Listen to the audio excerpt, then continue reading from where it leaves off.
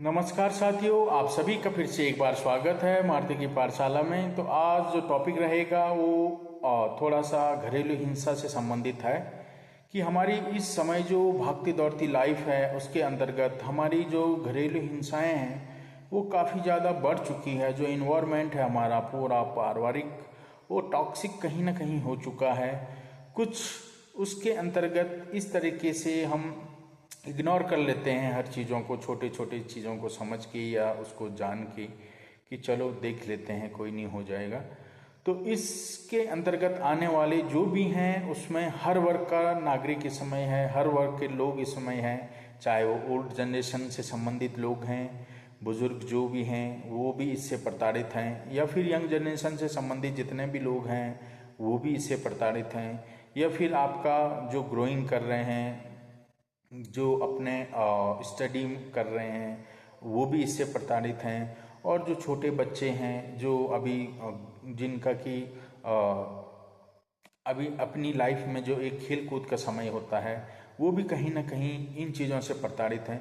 तो हर वर्ग हर तरीके से परेशान है। कुछ न कुछ जो गतिविधियां हो रही हैं, घरेलू हिंसाएं का जो दौर अभी जो एकदम से एकाएक बढ़ गया है, इसमें कहीं ना कहीं हमारी इग्नोरेंस और कहीं ना कहीं हमारा चुप रहना, कहीं इस वजह से हम इससे प्रताड़ित तो नहीं हो रहे हैं, या फिर हम अपने को अपने समाज में इस तरीके से देखते हैं कि अगर मैं किसी का पिता हूँ तो मैं नहीं चाहता मेरा बेटा उसका नाम कहीं पे कोई चीज़ में आए इस तरीके की हिंसा के अंतर्गत, या फिर वो मेरे को अगर प्रताड़ित करता है तो मैं समाज के अंदर या समाज में जाके नहीं बोल पाता हूँ, क्योंकि कहीं ना कहीं सीधी उंगलियां कहीं मेरे ऊपर ना हो। क्योंकि जो वंशज होते हैं, जो आगे की जनरेशन होती है, वो ग्रैंडफादर फादर फिर उसके आगे सन, इस तरीके से चलता रहता है। तो इस तरीके की जो हिंसाएं हैं इसकी बढ़ोतरी होना, इसमें बहुत सी चीज़ें आके हो सकता है हम लोगों को इम्पैक्ट करती होगी या इफ़ेक्ट करती होगी। इसमें मुख्य कारण है हम लोग जब आपसी हिंसा या आपसी तनाव से जूझ रहे होते हैं तो उसके दौरान हम यही सोचते हैं कि चलो ये छोटी सी चीज़ है, आगे आगे ना होगा, इसको यहीं पे रहने देते हैं, रहने दो, कोई नहीं, ज़्यादा हमें किसी से कोई इसी के बाद में डिस्कशन नहीं करना है। तो वो चीज़ें छुपती नहीं हैं, वो चीज़ें और बढ़ती है। अगर हम किसी चीज़ को बढ़ावा दें तो बढ़ावा देने के लिए हमें सबसे ज़्यादा क्या है, उस पर चुप्पी साधनी होगी, उस चीज़ को खुद ब खुद बढ़ावा मिल जाता है। तो बहुत से सारे ऐसे मेरे बुजुर्ग जो भी हैं जिनकी आयु 55 प्लस हैं, वो काफ़ी ज़्यादा इस समय अपने फैमिली से जूझ रहे हैं। काफ़ी मैंने ऐसे वृद्धाश्रम देखे हैं जहाँ पे बहुत अच्छे घर के जो लोग हैं वहाँ पे जाके अपना गुजारा बसर कर रहे हैं। अगर उनसे सुनते हैं तो कुछ ना कुछ उनकी घर की आप बीती उनके साथ होती है। तो आखिर ऐसा क्यों? ये समय जब 90s के दौर पे हम चलते थे तो बुज़ुर्गों का बहुत सम्मान होता था। अभी जो पैटर्न है इसमें बुज़ुर्ग हो गए, बच्चा हो गया या फिर यंग हो गए, अभी कोई सम्मान एक दूसरे का करना तो बहुत दूर की बात है। आपस में इतने ज़्यादा जो होते हैं हिंसाएं, उसमें बहुत ही ज़्यादा एक प्रकार से निकल के आए हैं, उभरे हैं, और मानसिक स्थिति इस तरीके की बन चुकी है कि कोई वर्ग नहीं छूटा है इस चीज़ से। तो सोचो कहाँ कमियां हैं, किस तरीके की कमियां हैं। हम परिवार के बीच में रहते हैं, हम अपने परिवार में अगर इस तरीके से कुछ भी इस तरीके की गतिविधियां करते हैं जिसमें कि हमारे हो सकता है बच्चे हो या बुजुर्ग हो या फिर हमारे साथ के जो जनरेशन या जो उम्र है वो कहीं प्रताड़ित हमारे द्वारा तो नहीं हो रही है, क्यों हो रही है, इसका रीज़न क्या है? ये सारी चीज़ें हैं, बहुत सारी उलझनें हैं। ये कैसे इस चीज़ से निपटारा होगा, इसका आप सबसे पहले जो आप किसी भी जब भी कोई क्राइम होता है, क्राइम से पहले बहुत सी आहटें होती है जिसको कि हम इग्नोर करते हैं। इग्नोर, यही मैं आपसे कहना चाहता हूँ। इग्नोर मीन्स जब भी हम किसी चीज़ से प्रताड़ित होते हैं, हम उस पर ज़्यादा एक्शन नहीं ले पाते हैं, जैसे कि मैंने आपको कहा हूँ, कोई बेटा समझ के, कोई पिता समझ के, कोई हस्बैंड समझ के, कोई वाइफ समझ के, कोई बच्चा समझ के, बच्चा भाई समझ के, भाई बहन को समझ के, इस तरीके से हम इस रिश्तों में इस तरीके से बन गए हैं कि हम इनसे अगर बाहर निकलें तो हम समाज की तरफ देखते हैं कि समाज हमें क्या कहेगा। क्या करोगे ऐसे समाज का जिसमें आपके घर के अंदर शांति नहीं है? आपका पड़ोसी थोड़ी आपको मदद करेगा उस तरीके से जो कि आप अपने घर के अंदर कर सकते हैं। अब किस तरीके की हिंसाएं घरेलू सबसे ज़्यादा आज के समय प्रताड़ित हैं, जिसमें महिलाएं बहुत सारी प्रताड़ित होती हैं। इतनी ज़्यादा उनके ऊपर वर्क प्रेशर होता है। अगर कोई भी उनको उस तरीके से प्रताड़ित करता है, हो सकता है कई मानसिक तौर पे प्रताड़ित करते होंगे, कई शारीरिक तौर पे प्रताड़ित करते होंगे, कहीं इस तरीके से प्रताड़ित करते होंगे कि वो काफ़ी ज़्यादा डिप्रेशन का शिकार हो चुके होंगे, या फिर इसी तरीके से बुजुर्ग जिन्होंने अपनी पूरी संपत्ति लगा के आपका घर पूरा बना के आपको एक अच्छी व्यवस्थित करके आज आप उनको एक समझते हैं कि ये कहाँ इस इतनी ज़्यादा महंगाई में अब इसको किस तरीके से निभाया जाए। तो ये हमारी जो सोच है, इस सोच को हमें बदलना होगा।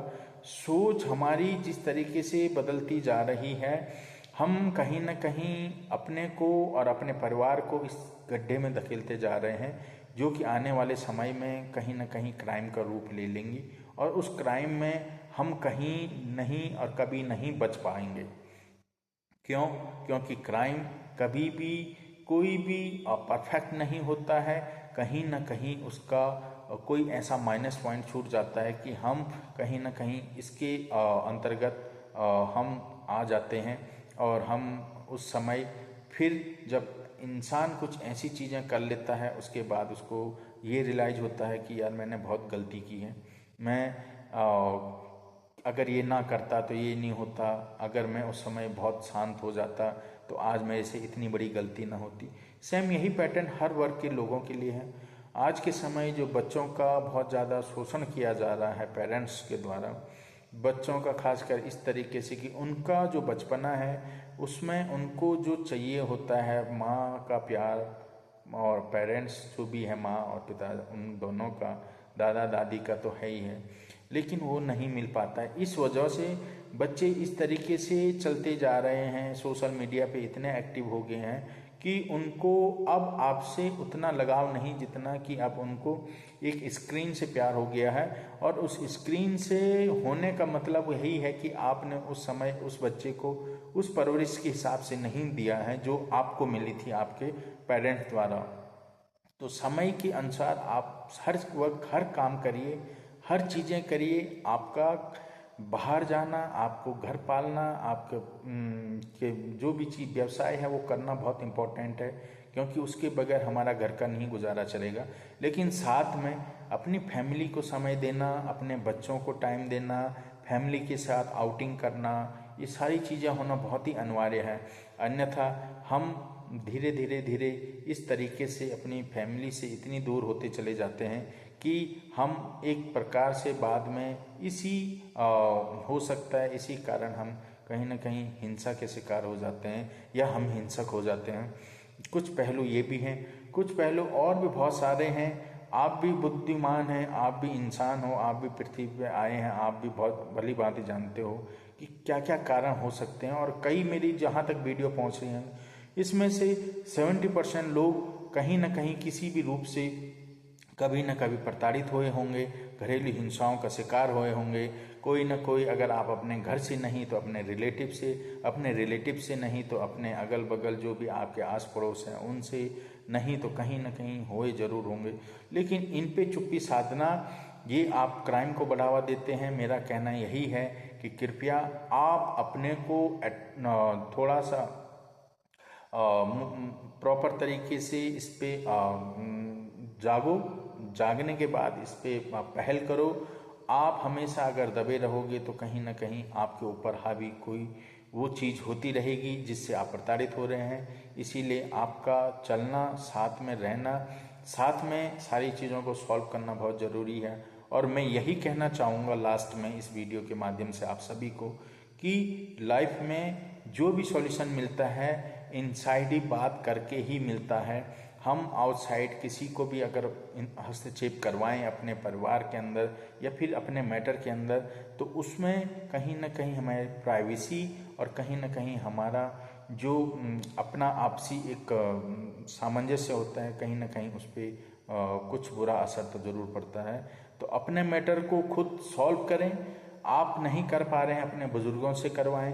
बुजुर्ग उसमें साझी नहीं हो पाते हैं तो किसी की हेल्प ले सकते हो जो आपके अपने हैं, बट करो, आपसी हिंसा को कम करो, क्योंकि आने वाला समय आपका ही, आपके परिवार का ही सदस्य आपका साथ देगा। यही मेरा कहना है। तो कृपया आपस में इस तरीके से प्यार से रहें, बच्चों को भी ध्यान दें, आपस में खुशियाँ रहें, कभी न कभी आउटिंग करें ताकि आपका, आपके फैमिली के जो भी काम करने वाले हैं सभी थोड़ा रिफ्रेश हो जाएं और इस तरीके से रहें जैसे कि पहले रहा करते थे। अभी ये चीज़ें दिखनी बहुत ही ज़्यादा दुर्लभ हो चुकी हैं। तो यही एक छोटा वीडियो लाने का मतलब था मेरा कि घरेलू हिंसाओं की बढ़ोतरी होने का कारण बहुत सारे और भी हैं। इस वीडियो में मैं ज़्यादा डिस्कशन नहीं कर सकता हूँ। अगर आप लोगों को और भी इससे रिलेट वीडियो चाहिए होगी तो मैं ज़रूर लेके आऊँगा, लेकिन यही मेरा कहना था। खुश रहिए, मस्त रहिए, बच्चे बुजुर्गों का ध्यान रखिए और अपने को खुशहाल ज़िंदगी जिए, क्योंकि देखो लाइफ में हर कोई अपने ही परिवार के लिए कुछ न कुछ करने के लिए अग्रसित होता है और परिवार का ही सदस्य हमेशा अपने काम आता है। तो यही मेरा एक छोटा वीडियो लाने का मकसद था। आप सभी आई होप स्वस्थ होंगे, मस्त होंगे, अपना ध्यान रखिएगा। फिर मुलाकात होगी आप सभी का फिर से एक बार बहुत बहुत धन्यवाद।